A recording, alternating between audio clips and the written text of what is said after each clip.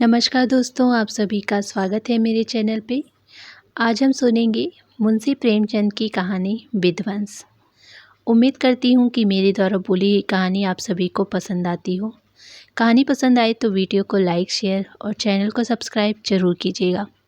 तो चलिए कहानी को स्टार्ट करती हूँ। जिला बनारस में बीरा नामक का एक गाँव है। वहाँ एक विधवा वृद्धा संतानहीन गोड़िन रहती थी, जिसका भुनगी नाम था।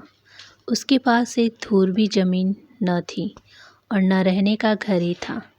उसके जीवन का सहारा केवल एक भाड़ था।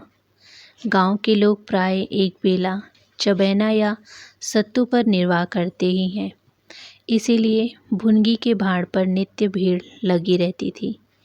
वह जो कुछ भुनाई पाती वही भून या पीस कर खा लेती और भाड़ ही की झोपड़ी में एक कोने पड़ रहती। वह प्रातःकाल उठती और चारों ओर से भाड़ झोंकने के लिए सूखी पत्तियां बटोर लाती। भाड़ के पास ही पख्तिया का एक बड़ा ढेर लगा रहता था। दोपहर के बाद उसका भाड़ जलता था, लेकिन जब एकादशी या पूर्णमासी के दिन प्रथानुसार भाड़ न जलता या गांव के जमींदार पंडित उदयभान पाड़े के दाने भुनने पड़ते, उस दिन उसे भूखे ही सो रहना पड़ता। पंडित जी उससे बेगार में दाने ही न भुनवाते थे, उसे उनके घर का पानी भी भरना पड़ता था और कभी कभी इस हेतु से भी भाड़ बंद रहता था। वह पंडित जी के गांव में रहती थी, इसीलिए उन्हें उससे सभी प्रकार की बेगार लेने का अधिकार था। उसे अन्याय नहीं कहा जा सकता था। अन्याय केवल इतना था कि बेगार सूखी लेते थे। उनकी धारणा यह थी कि जब खाने की ही दिया गया तो बेगार कैसी। किसान को अधिकार है कि बैलों को दिन भर जोतने के बाद शाम को खूंटे से बांध दे। यदि ये वह ऐसा नहीं करता तो वह उसकी दयालुता नहीं, केवल अपनी हित चिंता है। पंडित जी को इसकी चिंता न थी, क्योंकि एक तो भुनगी दो एक दिन भूखी रहने से मर नहीं सकती थी, और यदि दैव वियोग से मर भी जाती तो उसकी जगह दूसरा गोड़ बड़ी आसानी से बसाया जा सकता था। पंडित जी की यही क्या कम कृपा थी कि वह भुनगी को अपने गांव में बसाए हुए थे। चैत का महीना था और संक्रांति का पर्व। आज के दिन नए अन्न का सत्तू खाया और दान दिया जाता है। घरों में आग नहीं जलती। भुनगी का भाड़ आज बड़े जोरों पर था। उसके सामने एक मेला सा लगा हुआ था। सांस लेने का भी अवकाश न था। ग्राहकों की जल्दीबाजी पर कभी कभी झुंझला पड़ती थी कि इतने में जमींदार साहब के यहाँ से दो बड़े बड़े टोकरे अनाज से भरे हुए आ पहुँचे और हुक्म हुआ कि अभी भून दे। भुनगी दोनों टोकरे देखकर सहम उठी। अभी दोपहर था, पर सूर्यास्त के पहले इतना अनाज भुनना असंभव था। घड़ी दो घड़ी और मिल जाते तो एक अठवारे के खाने भर का अनाज हाथ आता। दैव से इतना भी न देखा गया। इन यमदूतों को भेज दिया। अब पहर रात तक सेत मेत में भाड़ में जलना पड़ेगा। एक नैराश्य भाव से दोनों टोकरे ले लिया। चपरासी ने डांट कर कहा, देर न लगे, नहीं तो तुम जानोगी। भुनगी यही बैठे रहो, जब भुन जाए तो लेकर जाना। किसी दूसरे के दाने छुए तो हाथ काट लेना। चपरासी, बैठने की हमें छुट्टी नहीं है, लेकिन तीसरे पैर तक दाना भुन जाए। चपरासी तो यह ताकीद करके चलते बने और भुनकी अनाज भुनने लगी, लेकिन मन भर अनाज भुनना कोई हंसी तो नहीं है। उस पर बीच बीच में भुनाई बंद करके भाड़ भी झोंकना पड़ता है। एतवेत तीसरा पहर हो गया और आधा काम भी न हुआ। उसे भय हुआ कि जमींदार के आदमी आते होंगे, आते ही गालियाँ देंगे, मारेंगे। उसने और वेग से हाथ चलाना शुरू किया। रास्ते की ओर ताकती और बालू नाद में छोड़ती जाती थी, यहाँ तक कि बालू ठंडी हो गई, सेवड़े निकलने लगे। उसकी समझ में न आता था क्या करे। न भूनते बनता था, न छोड़ते बनता था। सोचने लगी, कैसी विपत्ति है। पंडित जी कौन मेरी रोटियां चला देते हैं, कौन मेरे आंसू पोंछ देते हैं। अपना रक्त जलाती हूँ तब कहीं दाना मिलता है, लेकिन जब देखो खोपड़ी पर सवार रहते हैं। इसीलिए न कि उनकी 4 अंगुल धरती से मेरा निस्तार हो रहा है। क्या इतनी सी ज़मीन का इतना मोल है? ऐसे कितने ही टुकड़े गाँव के बेकाम पड़े हैं, कितनी बखारियाँ उजाड़ पड़ी हुई हैं। वहाँ तो केसर नहीं उपजती, फिर मुझी पर क्यों यह आठों पहर धौंस रहती है। कोई बात हुई और यह धमकी मिली कि भाड़ खोद कर फेंक दूंगा, उजाड़ दूंगा।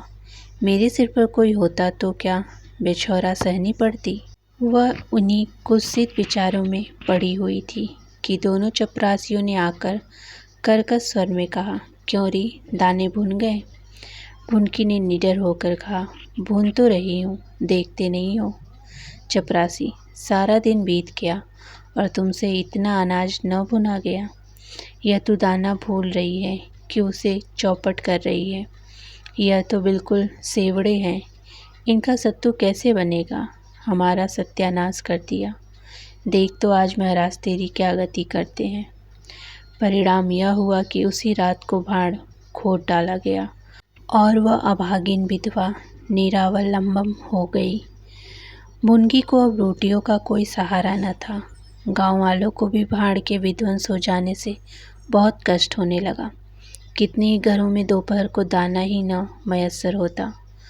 लोगों के जाकर पंडित जी से कहा कि बुढ़िया को भाड़ चलाने की आज्ञा दे दीजिए, लेकिन पंडित जी ने कुछ ध्यान न दिया।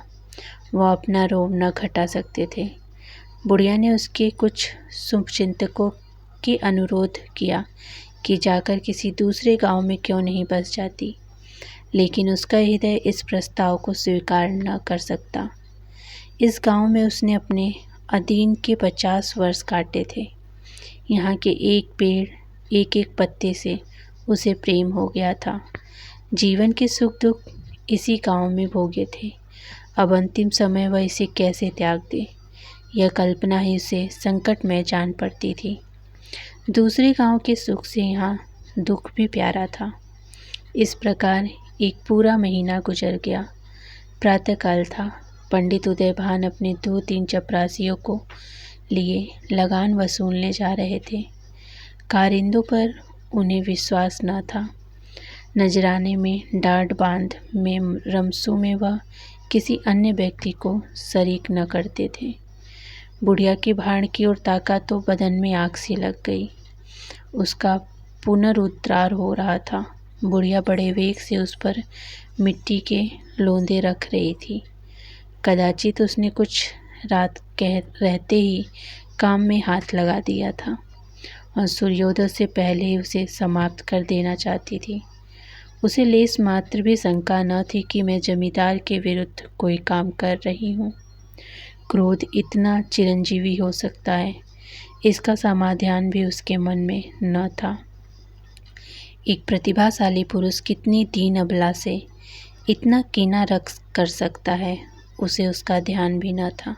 वह स्वभावतः मानव चरित्र को इससे कहीं ऊंचा समझती थी।